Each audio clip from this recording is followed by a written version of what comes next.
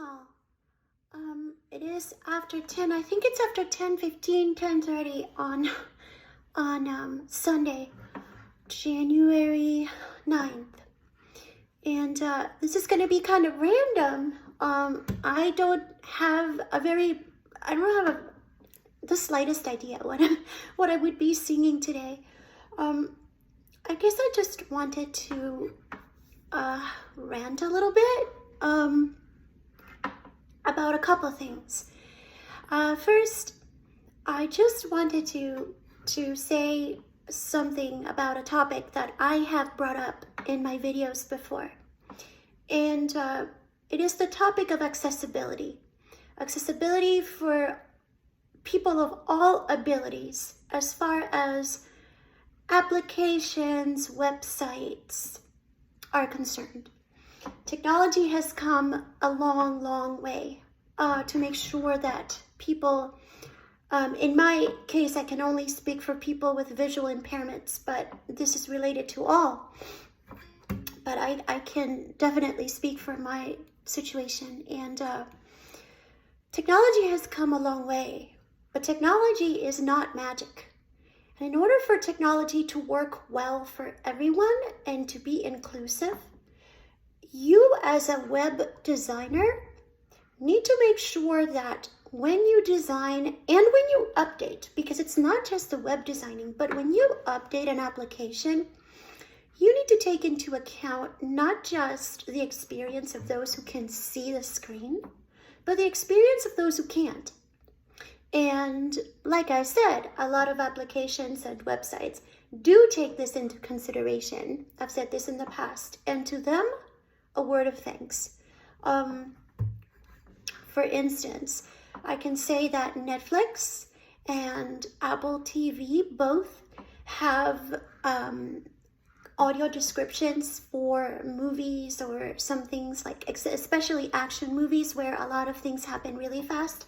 And look, do I use audio description all the time? No, I don't.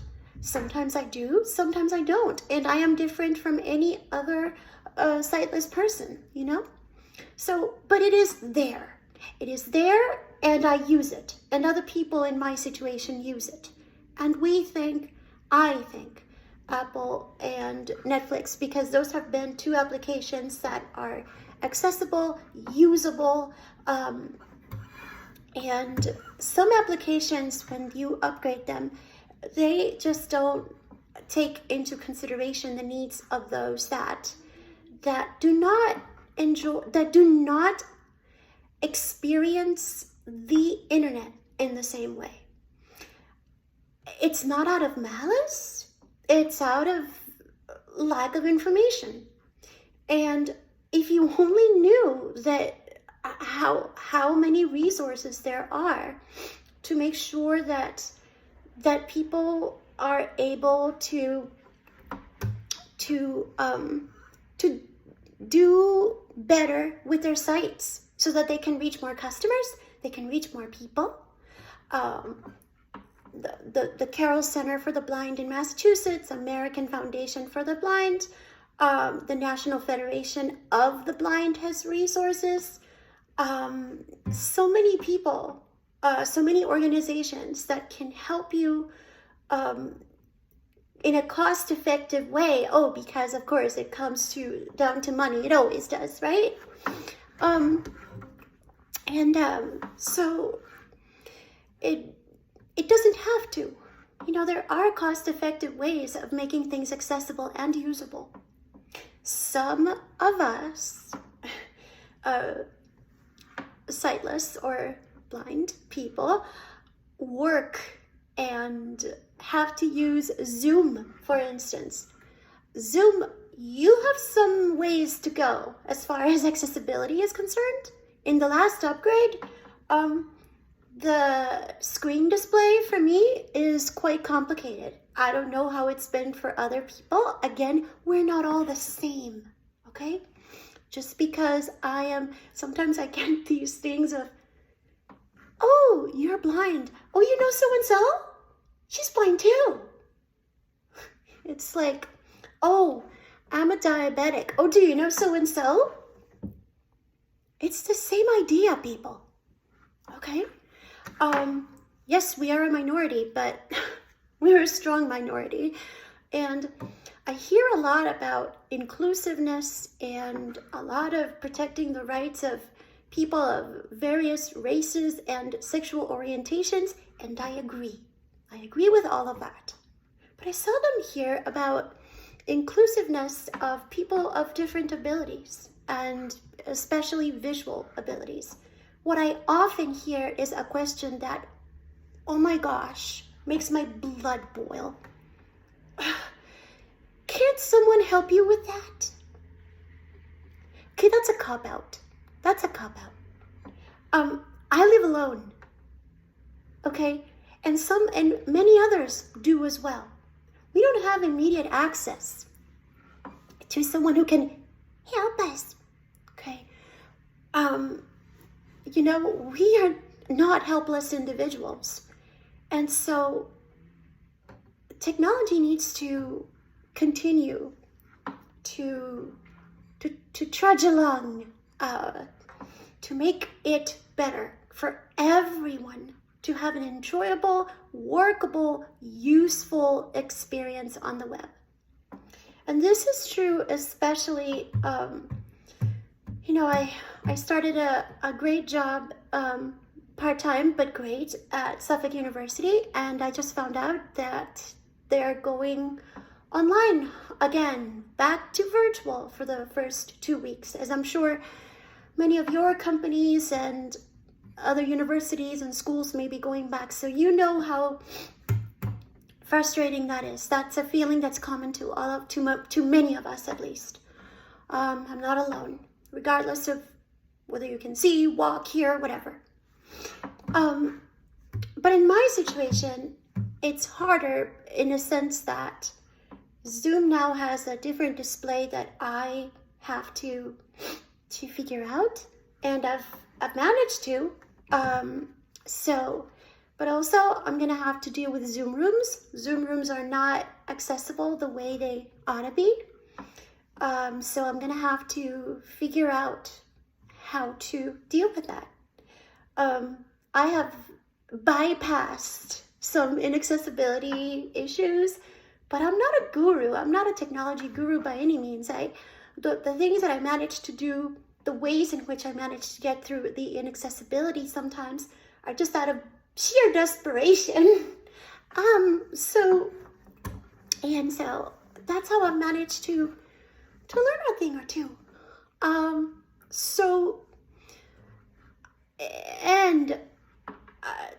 To go off on a different tangent, please understand that the reason we have to go back to virtual, many of us, for our work, is because of the individual irresponsibility of many people who were not able to protect themselves from COVID, unable or unwilling.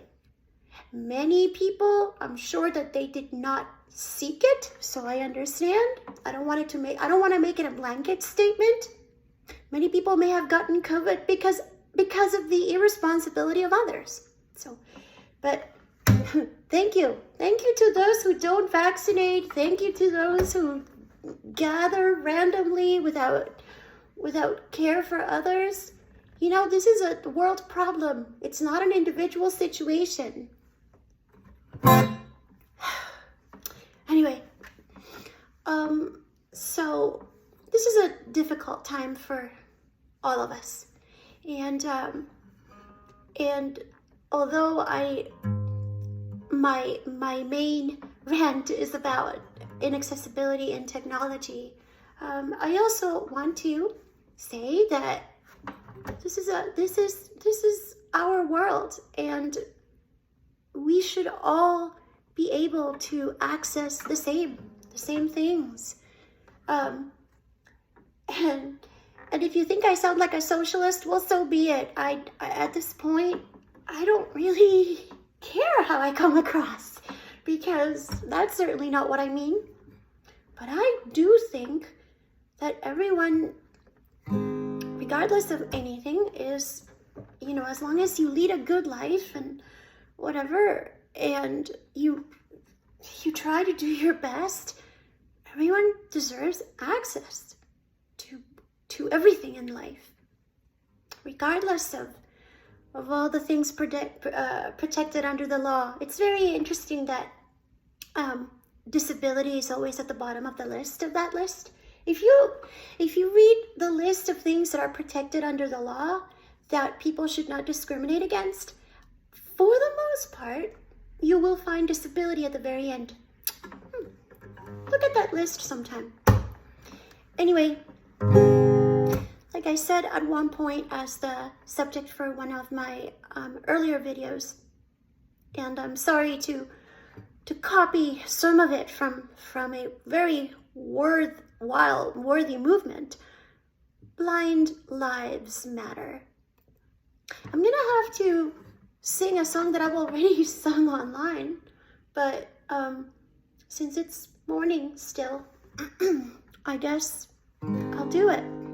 Okay, I'm gonna sing en español para que la gente no se queje y Bello Amanecer. How's that? Rafael Hernandez?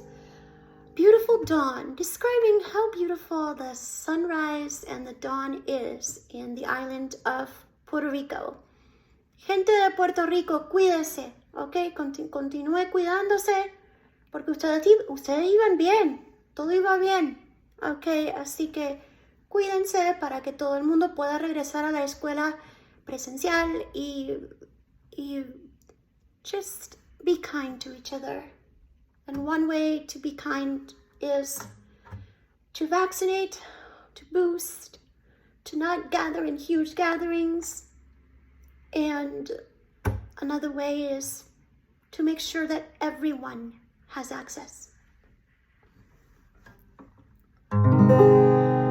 Qué lindo cuando el sol de madrugada desgarra el negro manto de la noche,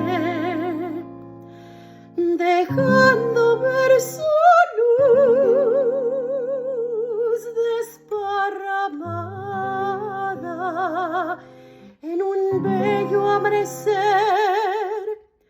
que es un derroche,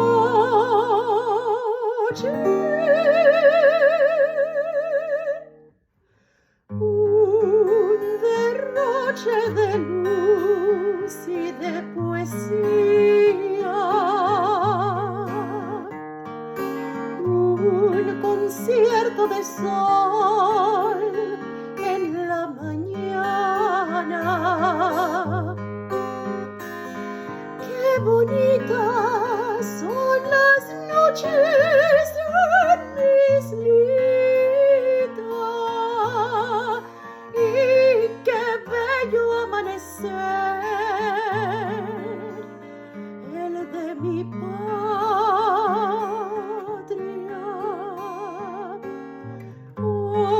Orgullosa me siento una y mil veces y agradezco al Señor me permitiera